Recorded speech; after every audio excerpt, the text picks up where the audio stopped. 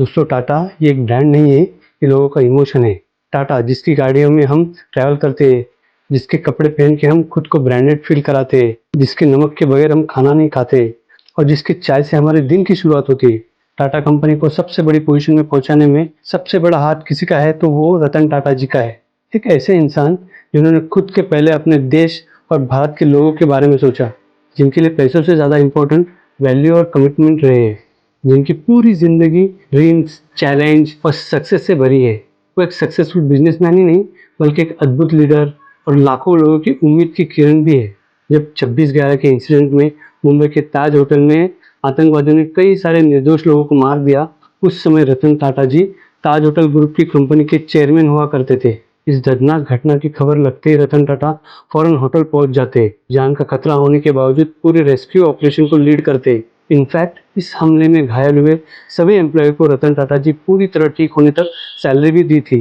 तो जो एम्प्लॉय इस हमले में मारे गए थे, उनके बच्चों की पढ़ाई की जिम्मेदारी रतन टाटा ने खुद अपने कंधों पर ली थी। साल 2017 में उन्होंने कैंसर पेशेंट के लिए 1000 करोड़ का दान दिया था और जब कोविड के टाइम में पूरा देश फाइनेंशियल क्राइसिस से गुजर रहा था, तब रतन टाटा जी ने पीएम फंड में 1500 करोड़ डोनेट किए थे। रतन टाटा जी के ऐसे अनेक सोशल वर्क की वजह से उन्हें 2000 में पद्म भूषण और 2008 में पद्म विभूषण से सम्मानित किया गया है। वे अपने 87 ईयर तक एक्टिव थे, इसलिए रतन टाटा जी आज भी सबके रोल मॉडल है। चलिए दोस्तों, हम रतन टाटा जी के लाइफ लेसन के बारे में बात करते हैं।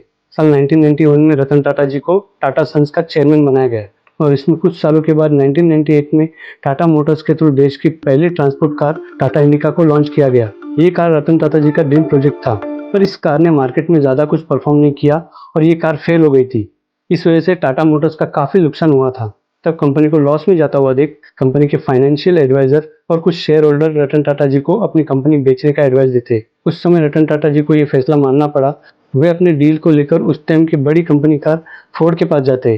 फोर्ड ने उनके डील में इंटरेस्ट तो दिखाया, लेकिन उस टाइम के फोर्ड के सीईओ बिल फोर्ड ने रतन टाटा जी का इंसल्ट कर दिया। बिल फोर्ड ने रतन टाटा जी से कहा, जब आपको पैसेंजर कार बिजनेस का नॉलेज ही नहीं है तो आपको इसे शुरू करना ही नहीं चाहिए था। कोई बात नहीं, हम आपका बिजनेस खरीद कर आप पे एहसान कर रहे हैं।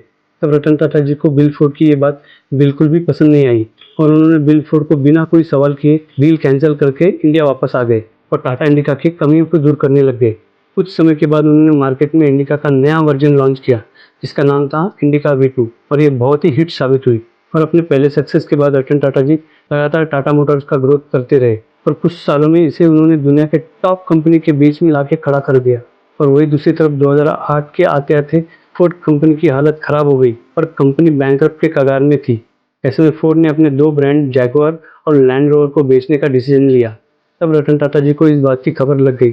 तब उन्होंने तुरंत ही दोनों कंपनियों को फोर्ड से खरीदने का फैसला किया।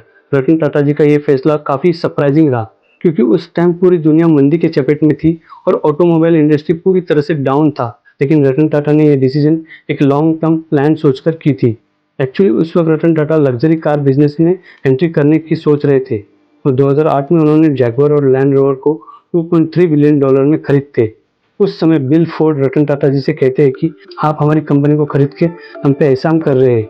या रतन टाटा जी ने अपने इमोशन को अपना मोटिवेशन बनाकर अपने अपमान का बदला ले लिया। हमें भी अपने गुस्से को मोटिवेशन की तरह यूज़ करना चाहिए ताकि हम सक्सेस को अचीव करें।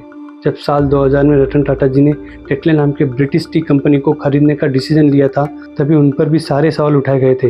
रतन टाटा जी को लोगों से ज़्यादा अपने फैसले पर भरोसा था। उसी भरोसे के दम पर उन्होंने हर विरोध को गलत साबित किया। टाटा के पास जैगुआर और लैंड रोवर के आने के बाद उनकी सेल्स काफ़ी पॉजिटिव डायरेक्शन में आ गई और ये दोनों कंपनियां टाटा मोटर्स के लिए काफ़ी प्रॉफिटेबल साबित हुई थी।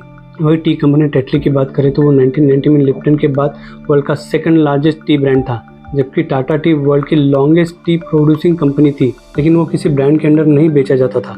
तब रतन टाटा जी ने एहसास किया कि भारत में कुल 50 टी गार्डन होने के बावजूद भी उनकी कोई अपनी पहचान नहीं है और यही वजह थी जब टेटली के ओनर ने उसे बेचने का फैसला किया। तब रतन टाटा जी तुरंत इस मौके का फायदा उठा के 271 मिलियन यूरो में टेटली को खरीदा। ये एक इंडियन कंपनी के थ्रू इंटरनेशनल ब्रांड का सबसे बड़ा एक्विजिशन था, जिससे टाटा टी इंटरनेशनल लेवल में सेकंड लार्जेस्ट टी कंपनी बनी। दोस्तों, टाटा ग्रुप की स्थापना करने वाले जमशेदजी टाटा ने जिस तरह लोगों के बीच में कंपनी के ट्रस्ट को बना के रखा, रतन टाटा जी ने भी उसको सेम रखा। रतन टाटा के लिए कंपनी के वैल्यूज और उसके कमिटमेंट हमेशा से ही पैसों से ज़्यादा इम्पोर्टेंट रहे हैं। और यही बात हमें 2016 में देखने को मिला, जब रतन टाटा ने साइरस मिस्त्री को टाटा सन्स के चेयरमैन पद से हटाया था। जब 2012 में रतन टाटा ने टाटा सन्स के चेयरमैन पोस्ट से रिटायरमेंट ली, तब उन्होंने साइरस मिस्त्री को टाटा ग्रुप का चेयरमैन बना दिया था।